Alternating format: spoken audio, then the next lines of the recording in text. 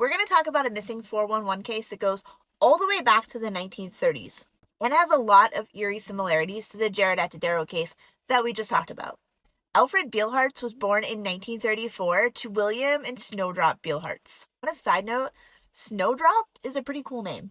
In July of 1938, Alfred, his parents, and his 10 siblings went on a hiking and fishing trip for the 4th of July weekend at the Rocky Mountain National Park. The family had been here before, and they would make a campsite about a quarter of a mile from the creek so they could camp and fish. On the second day there, the family went for a hike, and Alfred was hiking with two of his brothers towards the back of the group. At one point, Alfred fell behind, and when his family realized he was missing, they went back to look for him, but there wasn't a trace of him. They alerted the park rangers, and almost immediately a search party of 150 people entered the forest.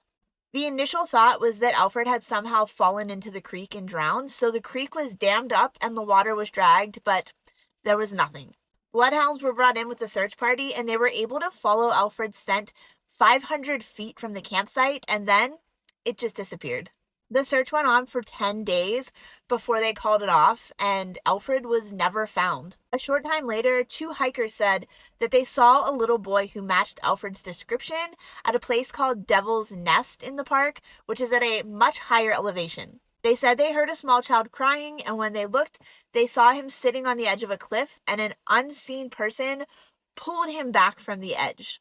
They alerted the park rangers, who took a crew up there, but when they got there, the little boy and the other person were nowhere.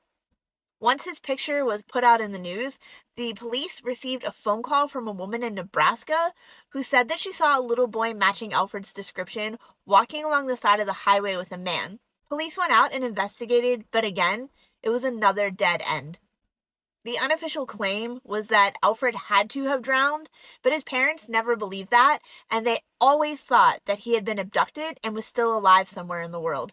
As investigations continued, there would be a bandage that matched a bandage that Alfred was wearing that was found in a cabin 1 mile from the campsite. About half a year after Alfred had gone missing, the family did receive a $500 ransom letter that they turned into police, but that ended up being a hoax.